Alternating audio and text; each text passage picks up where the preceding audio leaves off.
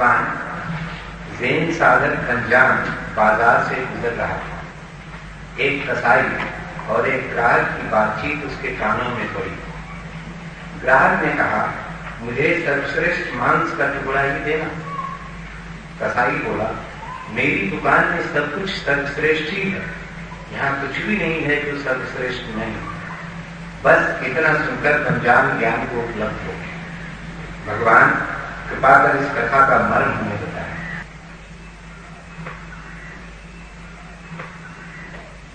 परम ज्ञान की घटना किसी भी क्षण घट सकती। कहावत है कि एक छोटा सा तिनका भी ऊंट को बिठा सकता है, लेकिन वो आखिरी तिनका होना चाहिए। ऊंट पर वजन को रखते जाओ, सहता जाएगा, एक सीमा है, फिर आखिरी तिनका भी उसे बिठा देगा जब सीमा के पार हो जाएगा। बर्तन में पानी को भरते जाओ, फिर एक सीमा है, उसके बाद एक बूंद भी ज्यादा बर्तन में पानी ना समा सकेगा। फिर एक, कभी कभी ऐसा हुआ है कि एक कसाई की चर्चा से कोई संबोधि को उपलब्ध हो गया। कहा जाता है कि लाओस से एक वृक्ष के नीचे बैठा था और एक सूखा पत्ता वृक्ष से टूटा हवा के झोंके में और गिरने लगा। उस लंबे वृक्ष से सूखे पत्ते के गिरने को देखते देखते जब तक वृक्ष से पत्ता जमीन तक आया, तब तक लाओस से ज्ञान को उपलब्ध हो चुका था। ये ऊंट पूरा लदा होगा, अन्यथा एक सूखा पत्ता किसको ज्ञान दे सकता है? तुम बैठे हो उस वृक्ष के नीचे, सारे पत्ते भी सूख के गिर जाएं तो भी तो कुछ ना होगा। एक ज़ेन फकीर स्त्री पानी भर के लौटती थी, कंधे पर कांवर रखी थी, दोनों तरफ मिट्टी के घड़े लटके थे, और अचानक कांवर टूट गई। पूरे चांद की रात थी, घड़ा गिरा, फूट गया।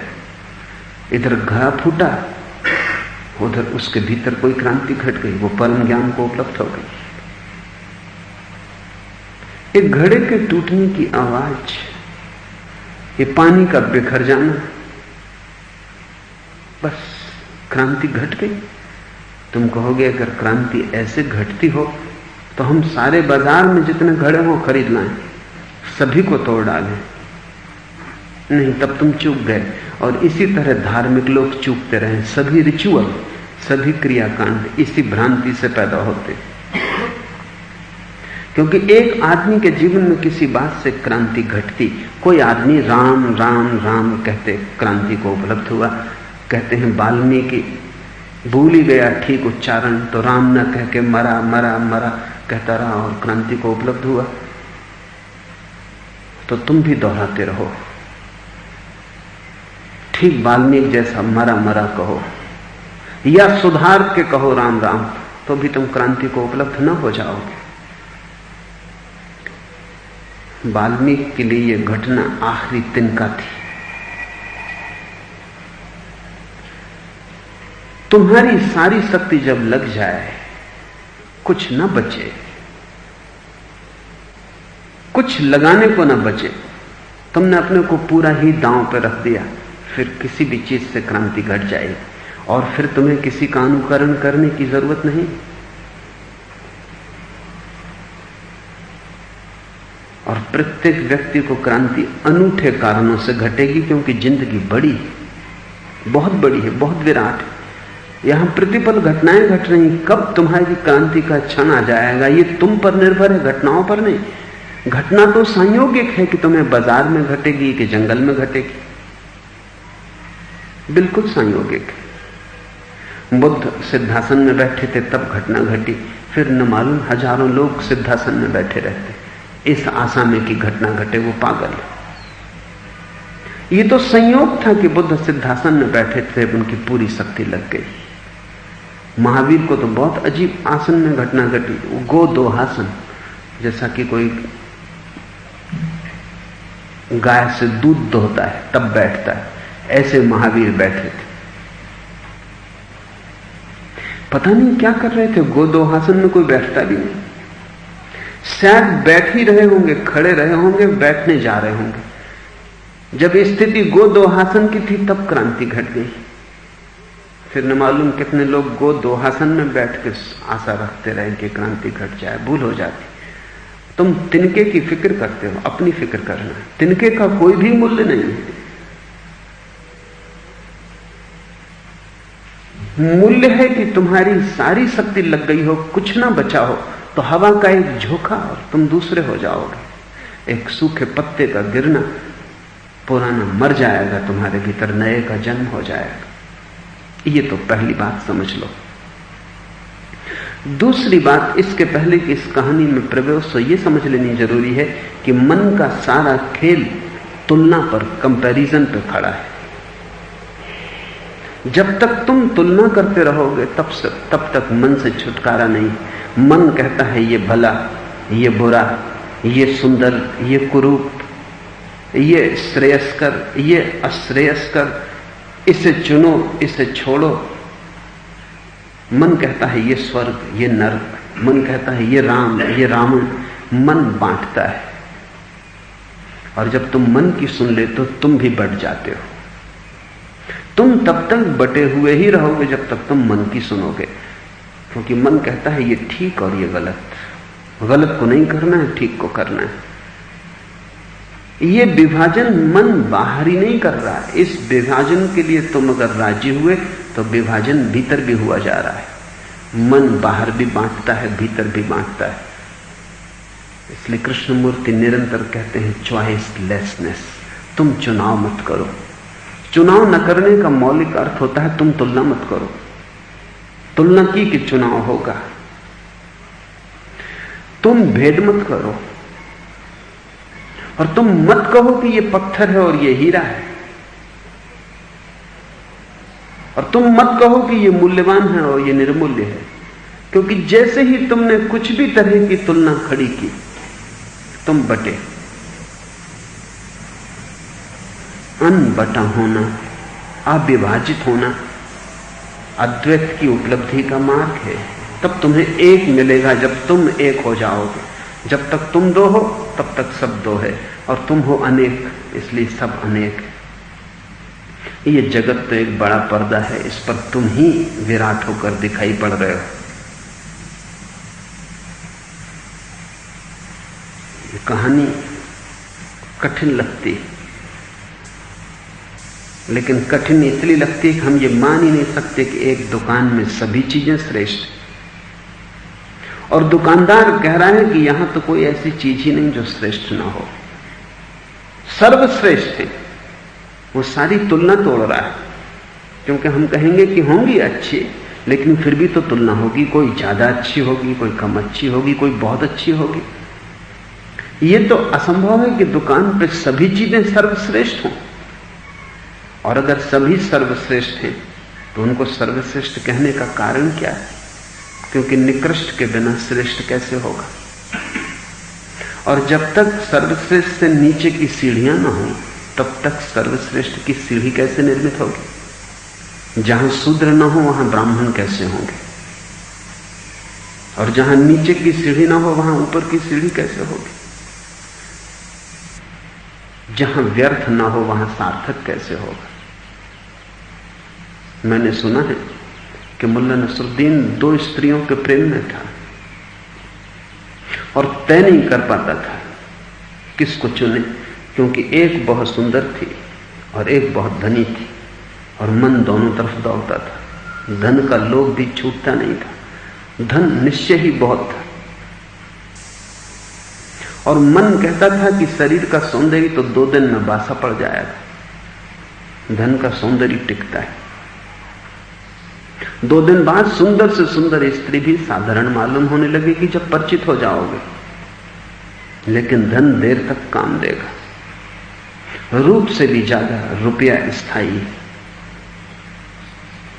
और मन का दूसरा हिस्सा कहता था क्या करोगे रुपए का भी? अगर इस कुरूप स्त्री के चक्कर में पड़ गए तो जिंदगी भर रोगे। माना कि रूप क्षणभंगुर है पर मूल्यवान है। सारा जीवन क्षणभंगुर पर गंवा देने जैसा है। रुपये को इकट्ठा भी कर लिया, स्थायी भी है तो भी मुर्दा है। शायद इसीलिए स्थायी भी है क्योंकि जिंदगी तो बदलती। और मन बड़ी मुश्किल में था, कुछ तय न कर पाता था। दोनों स्त्रियां भी बड़ी मुश्किल में थी कि कैसे तय करें। दोनों को उलझाया हुआ था। आखिर उन दोनों स्त्रियों ने कहा कि हम ही कुछ करना पड़े। एक दिन नसरुद्दीन को दोनों लेकर नदी पर नाव में बैठ के गई। रास्ते में उन्होंने कहा कि नसरुद्दीन, अगर नाव डूब जाए और तुम हम दो में से एक को ही बचा सको तो तुम किसको बचाओगे?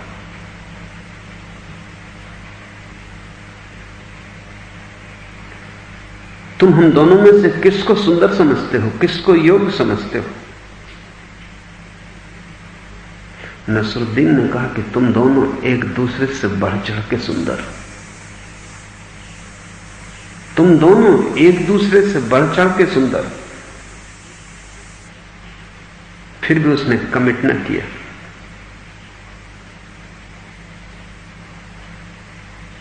लेकिन यह कैसे हो सकता है कि दो व्यक्ति एक दूसरे से बढ़ चढ़ के सुंदर?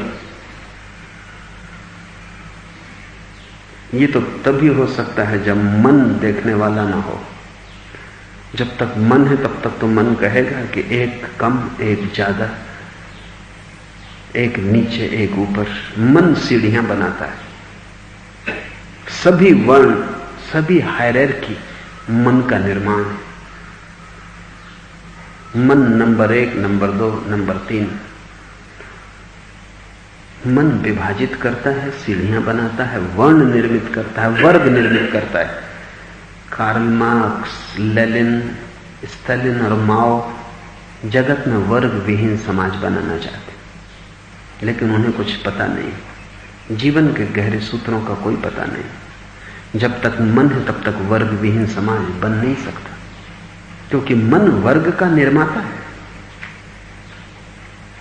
धन का सवाल नहीं है।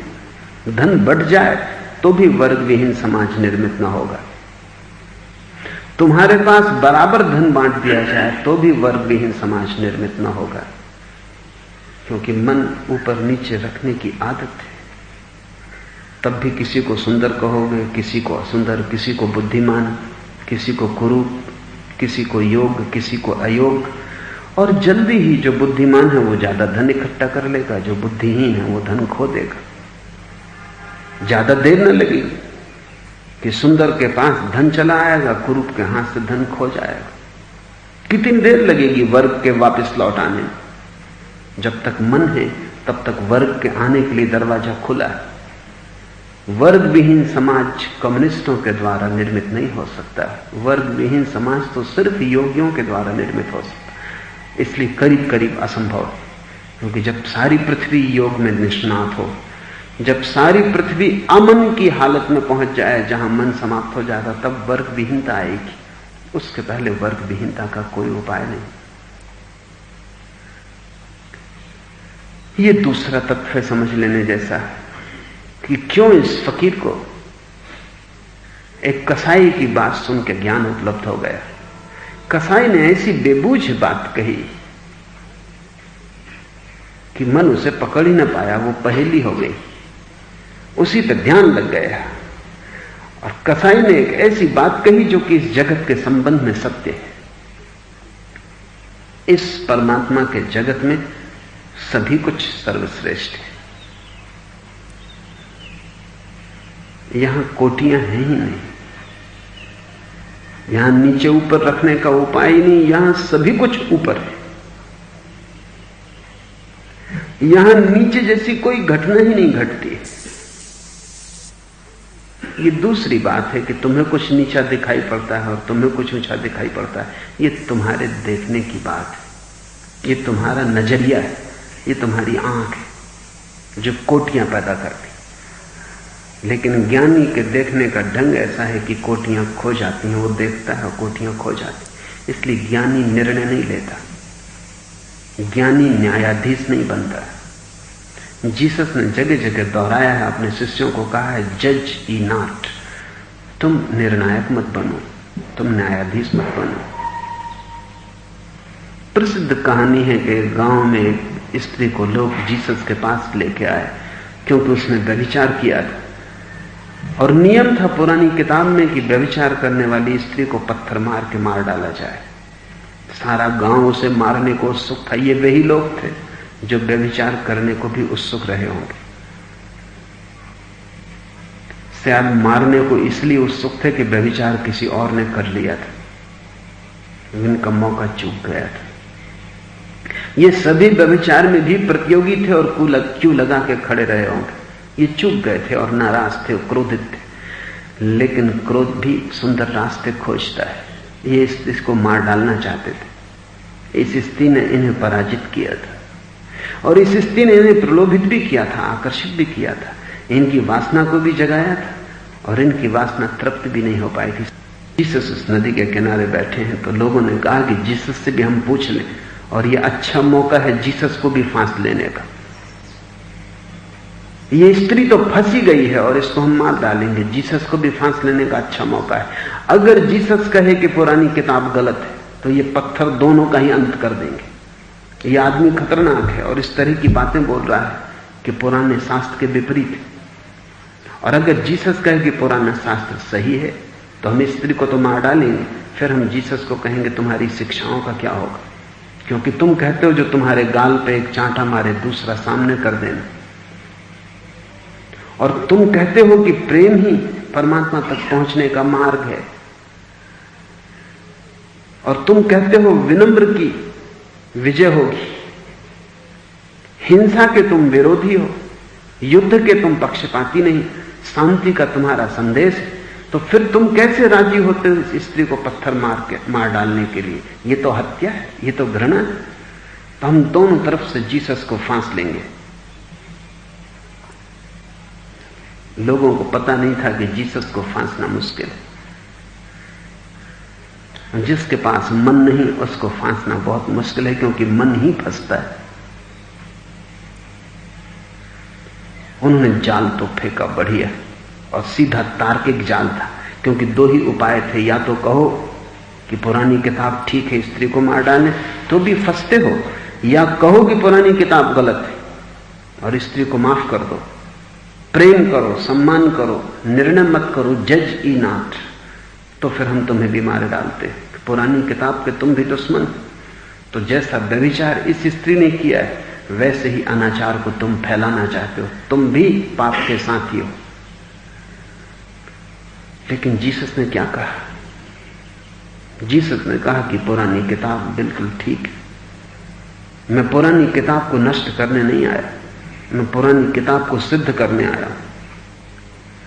लेकिन पुरानी किताब में एक बात छूट गई जो मैं तुम्हें बताता हूं, और वो ये कि पहला पत्थर वही आदमी मारे जिसने कभी व्यभिचार न किया हो और व्यभिचार का विचार न किया हो।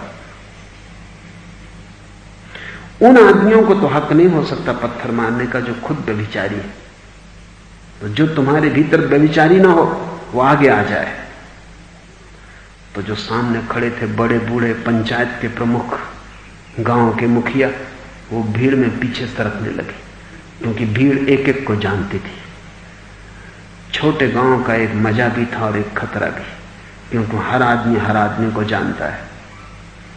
बड़े गांव में तुम शक्लें झूठी कर सकते हो, छोटे गांव में बहुत मुश्किल है। छोटे गांव में तुम्हारा हर दांव पेंच पता है, छोटे गांव में कुछ भी छिप नहीं सकता है। हर आदमी की जिंदगी खुला अखबार है, लोग इतने करीब करीब हैं कि तुम क्या करोगे। हर आदमी जानता है कौन वेश्या के घर जाता है, कौन पराई स्त्री के प्रेम में है, कौन क्या कर रहा है, सबको पता है। छोटे गांव में एक परिवार जैसा संसार है जहां छिपाना मुश्किल है। ये फायदा भी है और खतरा भी है। खतरा यह है कि कोई प्राइवेसी, कोई निजता, कोई स्वतंत्रता छोटे गांव में संभव नहीं। छोटे गांव में एक तरह की पराधीनता है और गुलामी। दुनिया में स्वतंत्रता आई बड़े गांवों के बनने के बाद।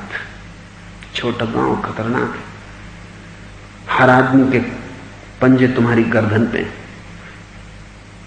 तुम कोई निजता का जीवन नहीं जी सकते, कुछ भी प्राइवेट नहीं, सब पब्लिक है। गांव छोटा था, हर आदमी हर दूसरे आदमी को जानता था। कोई आदमी दावा नहीं कर सकता था कि मैं कभी व्यभिचार नहीं किया। पूरा गांव कहता कि अरे हमारे सामने और ये कहने की हिम्मत कर रहे। न केवल लोग पीछे हटने लगे, लोगों के हाथ में जो पत्थर उठ गए थे वो भी गिर गए। थोड़ी देर में भीड़ नदारत हो गई थी। वे जो मारने आए थे व्यभिचारिणी स्त्री को, वे जा चुके थे, क्योंकि उनमें एक भी पत्थर उठाने के योग्य न था।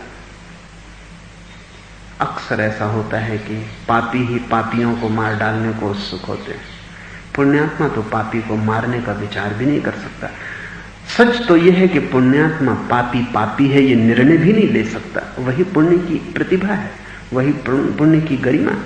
जब सभी जा चुके, स्त्री ही बाकी रह गई और जीसस उस नदी तट पर, तो उस स्त्री को बोध हुआ कि इस आदमी ने न केवल मुझे बचाया, इस आदमी ने ऐसी आंखों से भी मुझे नहीं देखा कि जिसमें निंदा हो, कंडेमनेशन हो। तो उस स्त्री ने कहा कि तुम्हारे सामने मुझे कहने में संकोच नहीं, मैं स्वीकार करती हूं कि मैं पापनी हूं, मैं स्वीकार करती हूं कि मैं व्यभिचारिणी हूं। ध्यान रहे, जब तुम निंदा से नहीं देखते तो तुम दूसरे को इस योग्य बनाते हो कि वो अपने पापों को स्वयं स्वीकार कर सके। जब तुम्हारी आंखों में क्रोध नहीं होता और जब तुम्हारी आंखों में नरक भेज देने का भाव नहीं होता, तो तुम दूसरे आदमी को सबल बनाते हो कि वो कह सके सत्य। तुम दूसरे को सत्य होने का मौका देते हो। ये भी पुण्य है। दूसरे को सत्य होने का मौका देना बड़े से बड़ा पुण्य है। लेकिन जब तुम निंदा करते हो तो तुम दूसरे को छिपाने के लिए अवसर देते हो, तुम दूसरे को झूठा होने का अवसर देते हो। ये पाप है। इसलिए जीसस कहते हैं तुम निर्णय मत करो, तुम न्यायाधीश मत बनो। कौन ने तुम्हें न्यायाधीश बनाया है कि तुम कहो कि क्या पाप है क्या पुण्य, कौन बुरा है कौन भला है, कौन साधु कौन असाधु? तुम चुप रहो। उस स्त्री ने कहा कि मैं पापी हूं, मैं व्यभिचारिणी हूं, आप जो भी सजा मुझे देना चाहें दें, ये मेरी गर्दन झुकी है। जीसस ने कहा कि मैं कौन हूं तेरा निर्णय करने वाला? ये तेरे और तेरे परमात्मा के बीच की बात है। इसमें मैं बीच में खड़े होने वाला कौन? लेकिन अगर तू सोचती है कि तूने कुछ गलत किया तो अब उस गलत को मत करना। लेकिन ये अगर तू सोचती, ये मेरा आदेश नहीं, अगर तू सोचती है कि तूने कुछ गलत किया और ये समझ तेरे भीतर जगी है तो तू गलत अब मत करना। मैं तुझे पापनी नहीं कहता और व्यभिचारिणी नहीं कहता। मैं कौन हूं? जीसस जैसे व्यक्ति को सभी कुछ सर्वश्रेष्ठ है, पापी भी पुण्यात्मा भी। सर्वश्रेष्ठता कोई तुलना से मिली हुई बात नहीं है, सर्वश्रेष्ठता प्रत्येक का स्वभाव है। अगर परमात्मा सभी के भीतर है तो ये कसाई ने गजब की बात कही, सभी सर्वश्रेष्ठ होगा ही। अगर परमात्मा ही धड़कता है तुम्हारे हृदय में, अगर वही देखता है तुम्हारी आंखों से, तो चाहे तुम चोरी करो, चाहे व्यभिचार, और चाहे तुम मंदिर जाओ, मस्जिद जाओ या वैश्यागृह, क्या फर्क पड़ता है? तुम्हारी सर्वश्रेष्ठता अक्षुण। तुम्हारे भीतर जो छिपा है उसके मैले होने का उपाय नहीं, वो सदा धुला हुआ है, सद्य स्नात, सदा नहाया हुआ है। उसकी पुण्यता में क्षण भर के लिए भी कण भर की कमी नहीं हो सकती। यही परम ज्ञानी की दृष्टि है, परमहंस की। अब हम इस कहानी को समझने की कोशिश करें। ज़ेन साधक बंजान बाजार से गुजर रहा था। साधक है, अभी सिद्ध नहीं, अभी चल रहा है मार्ग पर, पहुंच नहीं गया, लेकिन साधक है, सोच नहीं रहा है साधना के संबंध में। कुछ लोग साधना के संबंध में सोच के सोचते हैं कि साधक हो गए। वो अक्सर सोचते रहते हैं ध्यान करना है, प्रार्थना करनी है, संन्यास लेना है, और सोचते हैं साधक है। साधना के संबंध में सोचने से कोई साधक नहीं होता, साधना करने से कोई साधक होता है। और करने से ऊंट पे वजन पड़ता है, फिर कभी तिनका बिठा देता है। करने से आग पैदा होती, सोचने से नहीं। और कभी आखिरी उष्णता आ जाती है और आदमी भाप हो जाता है। बंजान बाजार से गुजर रहा था। पहली बात, बंजान साधक वो कुछ कर रहा है वर्षों से, शायद जन्मों से। वो बैठ के सोचता नहीं रहा है, चला है मार्ग पर। और जैसे आखिरी घड़ी करीब आ गई, साधक वहां है जहां सिद्ध पैदा हो सकता है। एक ना एक दिन वो घड़ी तुम्हारी भी आएगी, जल्दी आ सकती है अगर तुम श्रम अपनी शक्ति पूरी लगा दो। अभी आ सकती, इसी क्षण आ सकती। अगर तुम बिल्कुल न बचाओ और पूरे के पूरे उसमें प्रवाहित हो जाओ, जितना तुम अपने को बचाओगे उतनी देर लग जाएगी, क्योंकि बिना तुम्हारे पूरे उतरे घटना नहीं घट सकती। तुम नदी में उतरते भी हो तो ऐसे कि जरा सा पंजा तुमने उतार दिया पानी में, बाकी पूरे तुम नदी के बाहर खड़े हो। कैसे होगा स्नान? और ये स्नान ऐसा है कि डूब के मिट्टी ना जाओ तो स्नान हो नहीं सकता। कभी तुम बहुत हिम्मत भी जुटाते हो तो गर्दन तक जाके खड़े हो जाते। बहुत लोग इतनी हिम्मत जुटा लेते कि गर्दन तक, इसके आगे डरते। लेकिन असली चीज तो खोपड़ी, जब तक वो न डूबे कुछ नहीं डूबता। गर्दन तक तो सब हिस्सा बेकार है। बेकार इस अर्थों में कि उसके डुबाने से कुछ हल नहीं होता। उसने कोई सवाल उठाया भी नहीं, उसकी वजह से कोई झंझट भी नहीं। असली झंझट तो खोपड़ी की है, लेकिन खोपड़ी को तुम बचाना चाहते हो तो तुम पानी में गर्दन तक चले जाते हो, साधना में भी गर्दन तक चले जाते हो। और जहां गर्दन कटने का वक्त आता वहीं से लौट आते। जहां गर्दन के डूबने का डर पैदा होता है कि अब तो सांस लेना मुश्किल हो जाएगा, कि अब तो प्राण गए गए, अब तो किसी भी क्षण डूब जाएंगे, बस वहीं से तुम भाग खड़े होते हो। मिटने के डर से तुम भाग आते हो, और मिटे बिना कभी कोई पहुंचा नहीं। जब तक तुम मिटे नहीं तब तक साधक हो, पर मिटने की चेष्टा कर रहे हो। जिस दिन मिट गया उस दिन तुम सिद्ध हो। बंजान बिल्कुल 99 डिग्री का साधक रहा होगा, और जब तक घटना ना घटता है तुम बता नहीं सकते कि कब 99 डिग्री आई। ये मुश्किल है, इसलिए अनप्रेडिक्टेबल, कोई भविष्यवाणी नहीं हो सकती। मुझसे लोग आके पूछते हैं कि कब तक ज्ञान होगा, कुछ नहीं कहा जा सकता, क्योंकि कब तुम 99 डिग्री पे आओगे अब तक कोई थर्मामीटर इसकी जांच का नहीं, क्योंकि ये कोई शरीर की गर्मी नहीं जिसको नापा जा सके। ये चेतना की गर्मी है, चेतना की उष्णता है। उसको ही हमने तप कहा है। तप का अर्थ है गर्मी, लेकिन भीतर की गर्मी शरीर से बिल्कुल नहीं नापी जा सकती।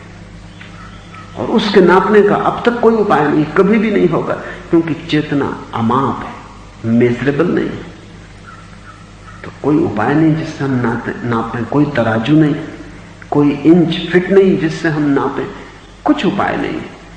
और फिर डर यह भी है कि 99 डिग्री से भी कई बार लोग वापस लौट जाते, वापस लौट सकते 99 डिग्री तक से। 99 डिग्री तक से पानी फिर ठंडा हो सकता है। 100 डिग्री हो जाए तो भाप बन जाता है, फिर लौटना मुश्किल हो जाता है, असंभव हो जाता है। क्रांति घट गई। जब तक क्रांति नहीं घटी कई बार तुम 99 डिग्री से होकर लौट आते, उबलते हो और फिर कुनकुने हो जाते हो, फिर ठंडे हो जाते हो। तुम्हारी जिंदगी में तुम भी जानते हो कई बार ऐसी घड़ी आती कि कून जाओ, बिल्कुल आखिरी घड़ी आ जाती, फिर कोई छोटी सी बात और तुम अपने को फिर संभाल लेते हो। वो संभाल लेना शत्रुता है। तुम समझते हो तुमने होशियारी की और अपने को बचा लिया, बचाने में ही भूल हो गई।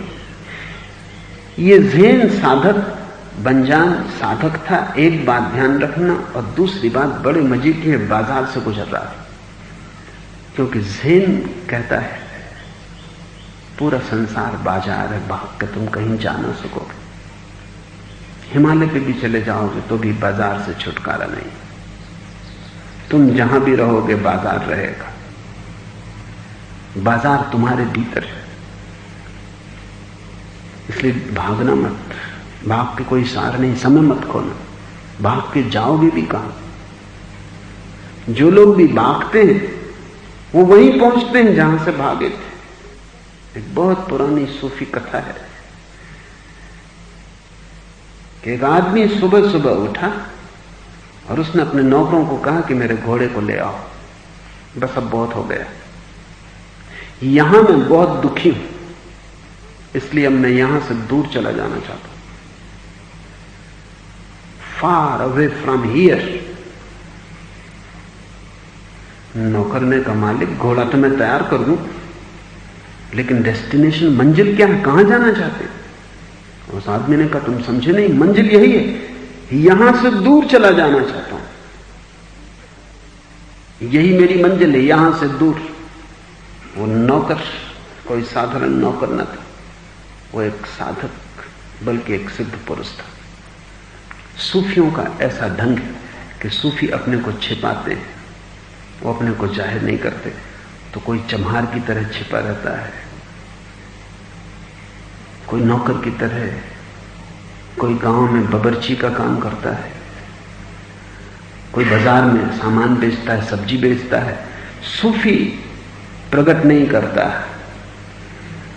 उसके शिष्य भी होते हैं तो तुम उनका पता नहीं लगा सकते, क्योंकि वो चम्हार की दुकान पर बैठ के शिष्य भी चम्हारी का काम करते हैं दिन भर, रात को उनको पाठ दिए जाते हैं, दिन भर वो संसार से छिपे रहते हैं, क्योंकि सूफी विचारणा कहती है कि संसार में इतने उपद्रवी लोग हैं कि अगर उनको ये भी पता चल जाए कि तुम शांत हो रहे हो तो वो सब तरह के उपाय करेंगे कि तुम शांत ना हो पाओ।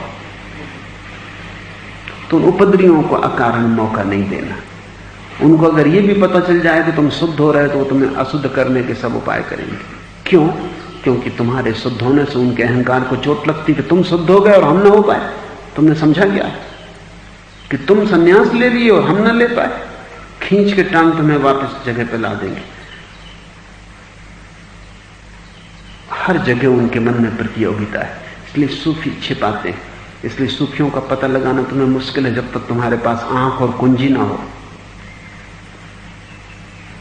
जब तक तुम्हें कोई कुंजी ना दे तुम सूफियों का पता ना लगा सकोगे, क्योंकि वो जिंदगी में साधारण, वो असाधारण हो के नहीं है, वो बिल्कुल जिंदगी के सामान्य हिस्से हैं। बाजार में बैठे और बाजार से भागते भी नहीं, और उनका कहना है कि जो होना है वो बाजार में ही हो जाएगा, क्योंकि परमात्मा भी बाजार में है और बाजार परमात्मा में है, इसलिए तुम कहां भागे जा रहे हो? और जिसे तुम यहां न पा सकोगे उसे तुम वहां कैसे पाओगे? और एक बड़े मजे की बात है कि तुम जहां भी पहुंच जाओगे वहीं यहां हो जाएगा। तो उस आदमी ने कहा कि मैं यहां से दूर निकल जाना चाहता हूं। उसके नौकर ने कहा मालिक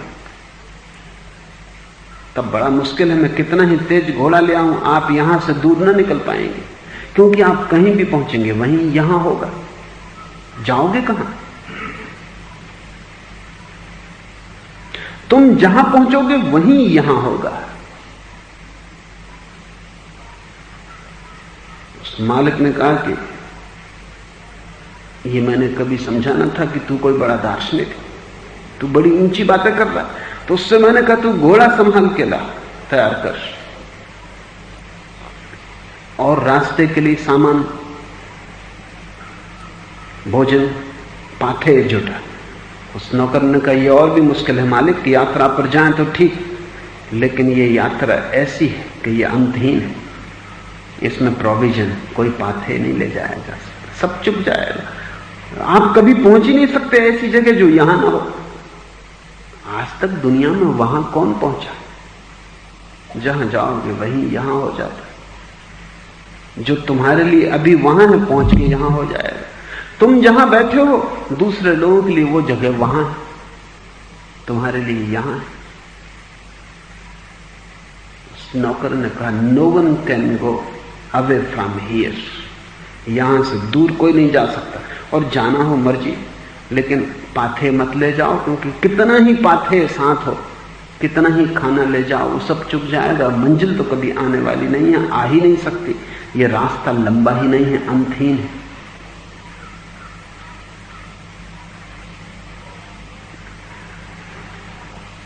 बाजार से भाग के तुम हिमालय जाना चाहते हो, तुम यहां से भाग के वहां जाना चाहते हो, तुम वहां पहुंचोगे नहीं। तुम ही बाजार हो, तुम्हारे भीतर बाजार भरा है। तुम जहां भी जाओगे तुम वहां बाजार खड़ा कर लोगे। अगर तुम्हारे भीतर लोभ है और हिमालय में तुम बैठे हो पहाड़ पर एकांत पर, एक हीरा पत्थर तुम्हारे सामने पड़ा होगा, तुम जल्दी से अपनी गुदड़ी में उसे उठा के छिपा लोगे, या कि तुम उसे पड़ा रहने दोगे। अगर हिमालय पे तुम हीरे को पड़ा रहने दे सकते हो तो यहां दुकान में बाजार पे बैठ के तुम्हारी क्या चिंता है? अगर लोभ नहीं तो बाजार यहीं खो गया, और अगर लोभ है तो तुम जहां जाओगे वहीं बाजार होगा। तुम बैठोगे तो जरूर हिमालय पे, लेकिन सोचोगे तुम यहां की, जहां से तुम आ गए हो। मन पीछे जाएगा या आगे जाएगा, तुम फिर सोचोगे कि दुकान फिर चलानी लौट कर, अब की बार वैसी भूल नहीं करेंगे जैसे पहले की। फिर घर बसाना है, पहले गलत पत्नी चुन ली थी, अब ठीक पत्नी चुन लेंगे। सुख नहीं मिल सका क्योंकि स्थिति गलत थी, अब स्थिति बदल लेंगे। इसी ढंग से तुम इतने जन्मों से चले आ रहे हो। हर जन्म में तुम यही सोचते हो, अगले जन्म में सब ठीक कर लेंगे, इस बार भूल हो गई, आगे ना होगी। लेकिन फिर तुम वही भूल करते हो, क्योंकि तुम वही हो तो तुमसे वही भूलें निकलती हैं, जिससे वृक्ष से वही पत्ता निकलता है जो उसने छिपा है। ज़ेन साधक बंजान बाजार से गुजर रहा था और एक कसाई और एक ग्राहक की बातचीत उसके कानों में पड़ी, और बड़ी अजीब जगह खड़ा था। कसाई की दुकान थी। कोई सोने चांदी की दुकान होती तो हम समझ भी लेते कि वहां निर्वाण घट गया। कसाई की दुकान के पास खड़ा, जिंदगी बेबूझ। कसाई और एक ग्राहक की बातचीत का टुकड़ा उसके कानों में पड़ा। ग्राहक ने कहा, सर्वश्रेष्ठ मांस का टुकड़ा मुझे देना। जो भी खरीदने निकला है वो सर्वश्रेष्ठ की मांग करता है। खरीदार का मन श्रेष्ठ की मांग करे, ये स्वाभाविक है।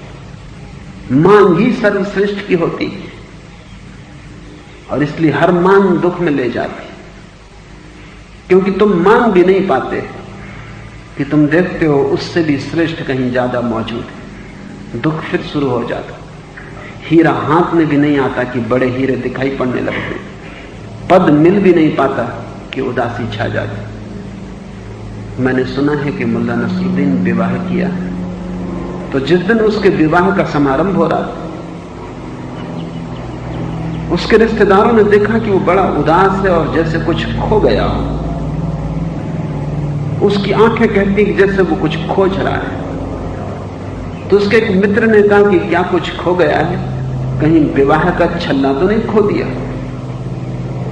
तो नसरुद्दीन ने कहा कि छल्ला तो उंगली में है, लेकिन तुम पूछते ठीक हो, कुछ खो जरूर गया है।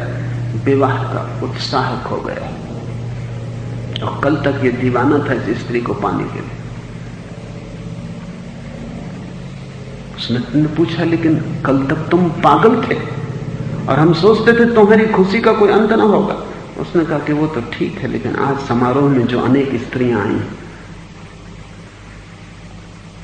उनमें कई इससे भी पहुंची हुई, इससे ज्यादा सुंदर है। ये स्त्री अभी ही फीकी हो गई। अब मैं डर रहा हूं कि आगे क्या होगा। पहुंच भी नहीं पाते कि रस खो जाता है, क्योंकि आंखें श्रेष्ठ की खोज कर रही हैं। जब तक आंखें तुलना कर रही तब तक हमेशा यही होगा, उत्साह खो जाएगा। पहुंच नहीं पाए कि उत्साह खो जाए। मंजिल मिले नहीं कि दुखी हो गए। इसलिए लोग कहते हैं कि इंतजारी में मजा है। वो ठीक ही कहते हैं। वो ठीक इसलिए कहते हैं कि जब तक इंतजार है तब तक तुम एक चीज में उलझे रहते हो। जैसे ही मिलना हो जाता है आंखें और तरफ घूमने लगती। तत्क्षण गरीब को जो मजा है धन में, वो अमीर को नहीं, क्योंकि गरीब के लिए धन उपलब्धि नहीं, अभी इंतजार है। अमीर के लिए धन मिल गया, धन में अब कोई रस नहीं है, वो कुछ और चाहता है, कुछ और ज्यादा। ग्राहक हमेशा श्रेष्ठ की मांग कर रहा है। ग्राहक ने कहा, सर्वश्रेष्ठ मांस का टुकड़ा ही मुझे देना, उससे कम पे मैं राजी नहीं हूं। मन कहता है श्रेष्ठतम चाहिए, उससे कम पे मैं राजी नहीं हूं। कसाई बोला, मेरी दुकान में सब कुछ सर्वश्रेष्ठ ही है। बड़ा अद्भुत कसाई है, उसने बात परम ज्ञान की कही।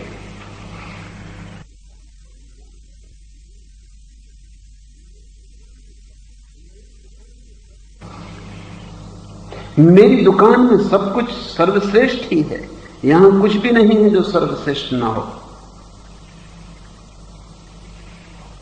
बस इतना सुन के बंजान ज्ञान को उपलब्ध हो गया। अब ये भी कोई बात है और ये भी कोई जगह है जहां ज्ञान को उपलब्ध हुआ जाए।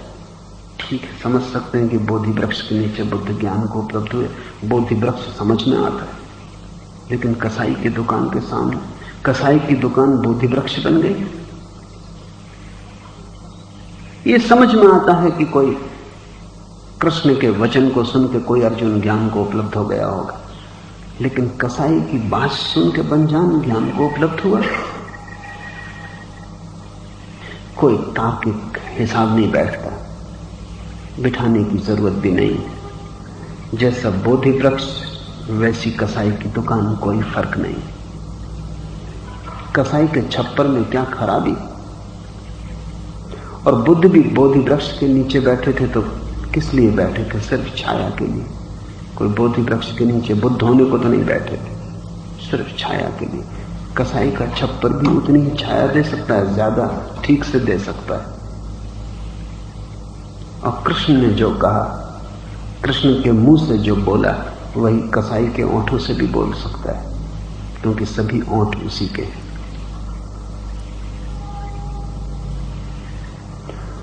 हो सकता है ये कसाई एक छिपा हुआ ज्ञानी हो, इसकी पूरी संभावना है। एक बहुत प्रसिद्ध कसाई की कथा है चीन में। वो सम्राट का कसाई था और रोज आके सम्राट के लिए बैल काटता था। सम्राट बड़ा हैरान था, क्योंकि वर्षों से देखता था, देखते देखते बूढ़ा हो गया था। वो एक ही फरसा था उसके पास, वो उस पर कभी धार भी नहीं रखता था और उसने कभी फरसा भी नहीं बदला। और 30 साल से तो यही सम्राट देखता था। वो बूढ़ा हो गया था, लेकिन कभी उसके फरसे को उसने जानवर में अटकते नहीं देखा। एक दिन उसने पूछा कि तू भी अद्भुत है, तेरी कुशलता का कोई हिसाब लगाना मुश्किल, तू कभी धार नहीं रखता और तू कभी फरसा भी नहीं बदलता। तो उस कसाई ने कहा, जो सिक्खड़ है उनको 1 सप्ताह में धार रखनी पड़ती, जो कुशल है उनको 3 सप्ताह में धार रखनी पड़ती। लेकिन जो ज्ञान को उपलब्ध हो गया, उसको धार फिर कभी रखनी ही नहीं पड़ती, क्योंकि मैं बैल को काटता नहीं।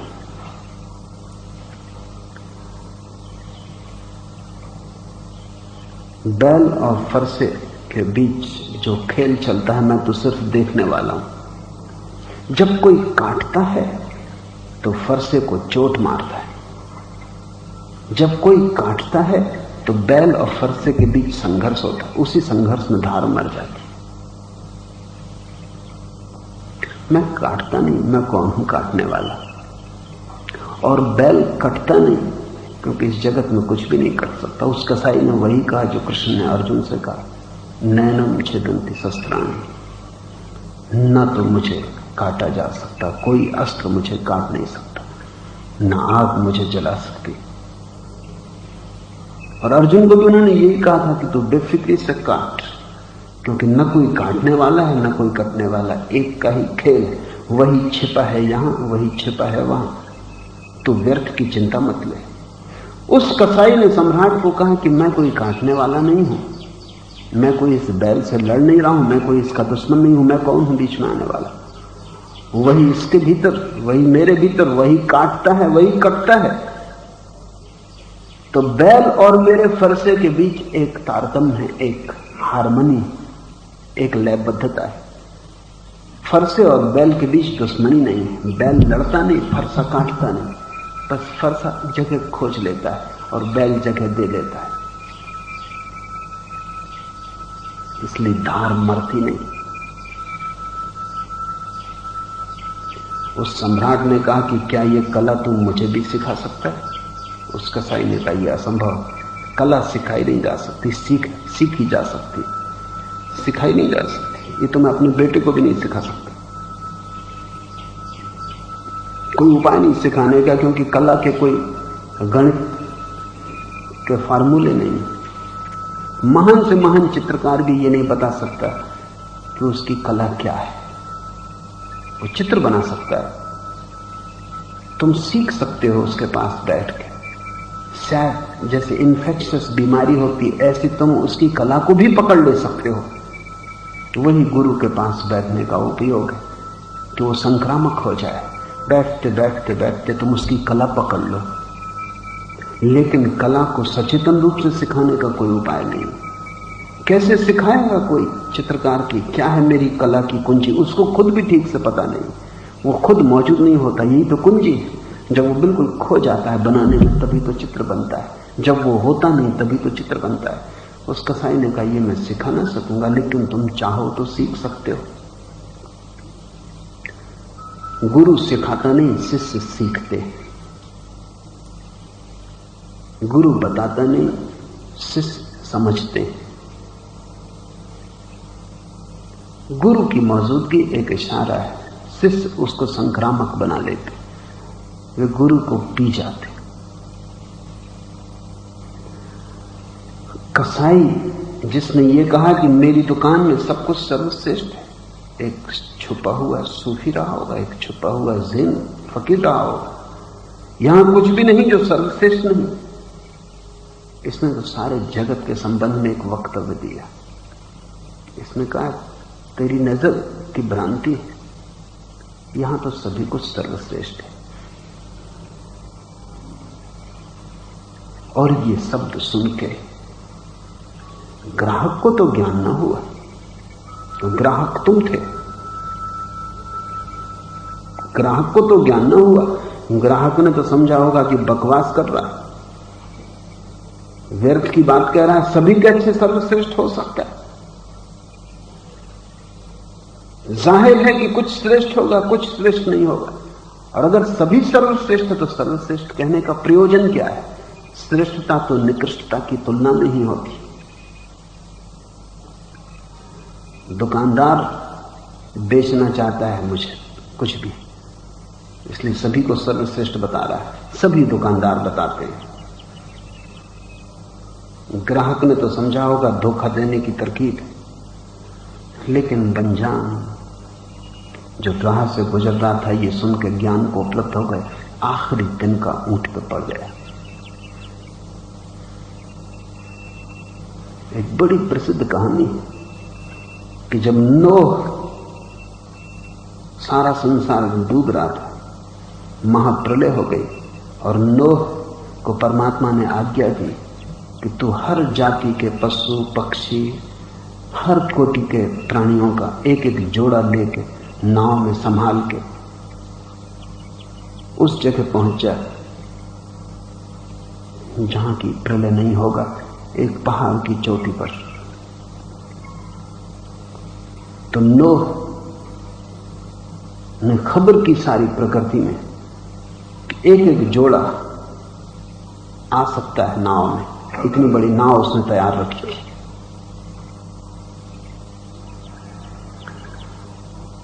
सब जोड़े आए, लेकिन ऊंट 3 एकदम प्रवेश करने लगे। तो नोह ने कहा रुको, तुमने सुनी नहीं खबर कि सिर्फ एक जोड़ा आ सकता है? ऊंटों ने कहा हमारे मामले में तुम्हें थोड़ा तो बात करना पड़े, क्योंकि पहले ऊंट ने कहा कि मैं वही ऊंट हूं जो आखिरी तिनके से बैठ जाता, और अगर मैं न रहा तो कहावत का क्या होगा। दूसरे ऊंट ने कहा कि मैं वही ऊंट हूं जो कि सुई के छेद से गुजर जाए, लेकिन धनी स्वर्ग के दरवाजे से नहीं गुजर सकता। अगर मैं छूट गया, कहावत का क्या होगा।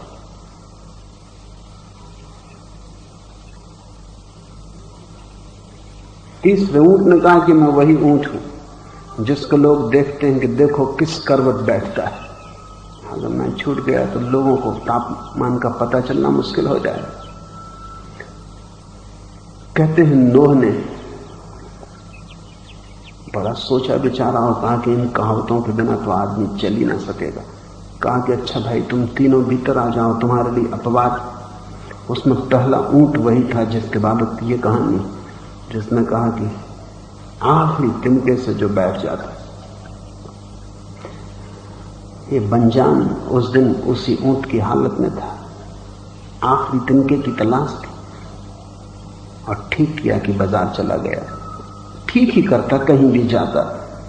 कोई भी घटना संयोगिक है, आखिरी तिनका बन सकती थी। एक कसाई की बातचीत, क्या हुआ बंजान के भीतर जब उसने सुना कि कसाई कह रहा है यहां सभी कुछ सर्वश्रेष्ठ, ये तुम बात ही मत पूछो, यहां कुछ हम बेचते ही नहीं जो सर्वश्रेष्ठ ना हो। इसको सुन के बंजान के भीतर क्या हुआ, सारी कोठियां टूट गई मन की। जैसे एक पर्दा हट गया, तुलना मिट गई, कुछ छोटा ना रहा, कुछ बड़ा ना रहा, कुछ बुरा भला ना रहा, सभी कुछ सर्वश्रेष्ठ हो गया। कंकड़ पत्थर हीरे हो गए, हीरे कंकड़ पत्थर हो गए, जीवन मृत्यु हो गया, मृत्यु जीवन हो गई, साधु असाधु, असाधु साधु हो गए, सब मन की कोठियां डमाडोल हो गई, एक महाप्रलय हो गया।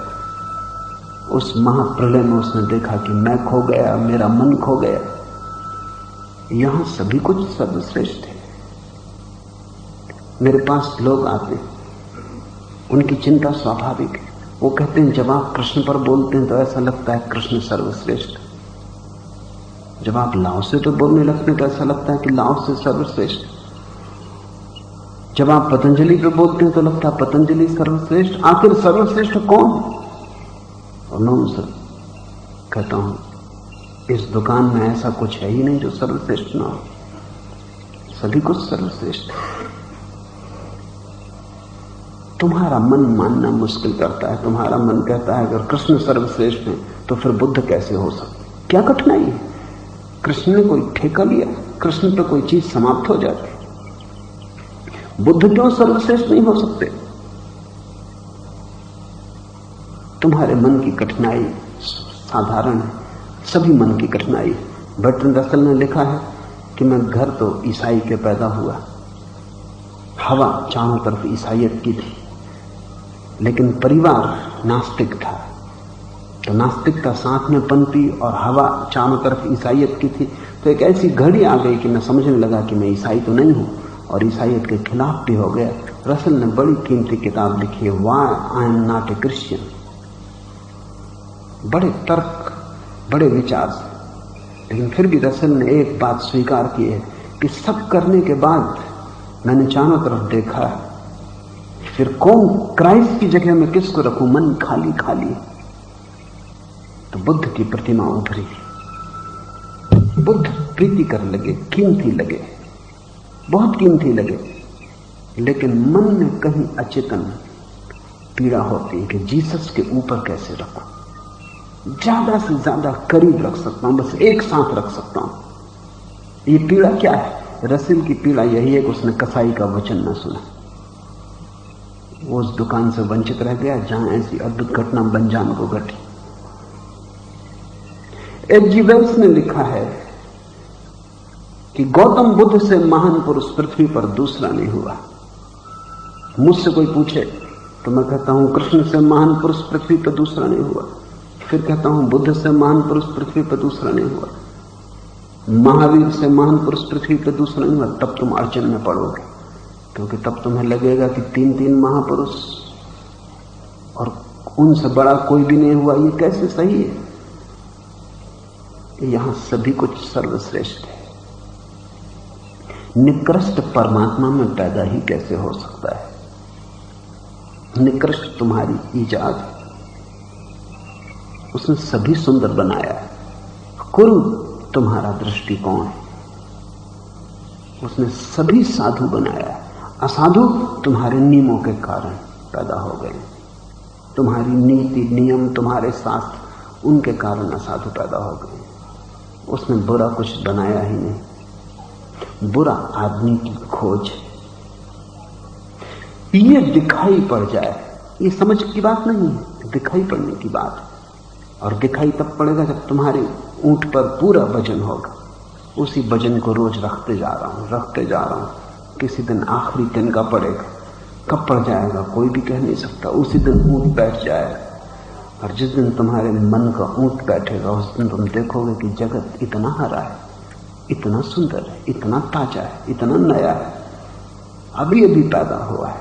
जैसे सुबह पड़ी ओस की बूंद हो कि पहली सूरज की किरण हो, इतना ताजा है, जरा भी बासा नहीं है। और सभी कुछ ताजा है, कुछ भी बासा नहीं है। और एक कोने से लेकर दूसरे कोने तक, इस छोर से लेकर उस छोर तक सभी सर्वश्रेष्ठ है। मन को जो मिटाएगा उसे ये दिखाई पड़ेगा। तुम ध्यान किए चले जाओ। आज नहीं कल किसी बाजार से गुजरते समय किसी कसाई की बात सुनकर अचानक जैसे बिजली कौन जाए अंधेरे में और सब कुछ दिखाई पड़ जाए जहां कुछ भी दिखाई नहीं पड़ रहा था, ऐसा ही तुम्हें भी दिखाई पड़ जाएगा। लेकिन बाजारों में घूमने से न होगा। ये बाजारों में तुम घूम ही रहे हो जन्मों से। कसाईयों की दुकानों के पास खड़े होने से भी कुछ न होगा। वहां ये चर्चा भी चल रही हो तो भी ग्राहक तो वंचित ही रह गया जिससे चर्चा हो रही थी, और जिससे कोई बात ही नहीं हो रही थी वो तो राहगीर था, वो उपलब्ध हो गया। असली बात है तुम्हारा श्रम इतना हो जाए कि तुम बिल्कुल टूटने के कगार पर हो। तब ये भी हो सकता है कि ये कसाई कोई ज्ञानी ना रहा हो, ये सिर्फ एक पक्का दुकानदार हो।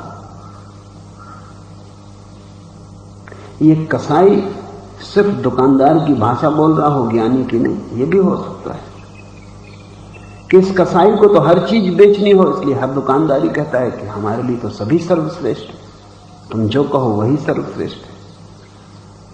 जिसको बेचना है उसके लिए सभी सर्वश्रेष्ठ है। शायद ये सिर्फ एक दुकानदार रहा हो, एक अच्छा सेल्समैन। इसको न ज्ञान से कोई संबंध हो, न इसने जो कहा है उसकी अंतिम अर्थ का कोई संबंध हो, तब बात और मचिकी हो जाती। जिसने कहा वो अज्ञानी है, जिससे कहा वो अज्ञानी है, और दो अज्ञानियों के बीच बातचीत का टुकड़ा तीसरे के लिए ज्ञान बन गया। ये भी हो सकता है। बंगाल में एक बहुत बड़ा संत हुआ, बूढ़ा हो गया था, काम धाम से रिटायर हो गया था। सुबह घूमने निकला था। उसके घर का नाम राजा बाबू था, और कोई स्त्री किसी मकान के भीतर अपने बेटे को, अपने देवर को या किसी को उठा रही थी। उसका नाम भी संयोग की बात के राजा बाबू होगा। राजा बाबू बहुत होते। तो वो कह रही थी भीतर की, राजा बाबू उठो, सुबह हो गई, अब कब तक सोए रहो। और ये बूढ़ा राजा बाबू बाहर से अपनी लकड़ी फेंकता हुआ घूमने जा रहा था। दरवाजा बंद था, भीतर की स्त्री को इसका कोई पता ही नहीं, इससे कोई संबंध ही नहीं। ये संयोगिक है इसका गुजरना। वो अपने किसी बेटे को, देवर को उठा रही कि उठो राजा बाबू, सुबह हो गई, कब तक सोए रहोगे। और ठिठक के ये बूढ़ा आदमी खड़ा हो गया और इसके कान में आवाज पड़ी, सुबह हो गई, कब तक सोए रहोगे, उठो राजा बाबू। कहते हैं वहां से वो घर न लौटा। वहां से वो गांव के बाहर एक मंदिर में चला गया। घर के लोग समझाने बुझाने आए तो वो हंसता था और एक ही बात दोहराता था कि उठो राजा बाबू, सुबह हो गई, अब कब तक सोए रहोगे, अब बस बहुत सो लिए। तो ये जरूरी नहीं है कि दुकानदार ज्ञानी रहा हो। तब एक आखिरी बात ख्याल ले लो, अज्ञानी भी तुम्हें जगा सकता है अगर तुम्हारी जगने की तैयारी पूरी हो गई, और ज्ञानी भी कुछ नहीं कर सकता है अगर तुम्हारी तैयारी पूरी नहीं। शायद आखिरी बात तुम्हारी तैयारी की। कई बार ऐसे गुरुओं के पास लोग ज्ञान को उपलब्ध हो गए हैं जो गुरु खुद ज्ञान को उपलब्ध न थे। इसलिए तुम इसकी चिंता ही मत करना कि गुरु को ज्ञान मिला है कि नहीं। गुरु अज्ञानी थे और उनके पास लोग ज्ञान को उपलब्ध हो गए, उनकी तैयारी थी। इससे उल्टा तो रोज ही घटता है कि ज्ञान को उपलब्ध गुरु के पास सैकड़ों लोग आते हैं जाते हैं, कुछ भी उनके जीवन में क्रांति नहीं होती, उनकी कोई तैयारी नहीं। अंतिम निर्णय तुम्हारी तैयारी से होगा। अपने को पूरा लगा दो ताकि ऊंट आखिरी तिनके की चोट से किसी भी दिन बैठ जाए। बचाया कि चूके, बचाना मत। तो किसी भी बाजार में कोई भी शब्द का टुकड़ा अनायास कहा गया वेद बन जाता है। अन्यथा तुम्हारे कान में कोई वेद गुनगुनाता रहे, तुम्हें सिर्फ भिनभिनाहट मालूम पड़ती, तुम सब शब्दों की बकवास है। आज इतना ही।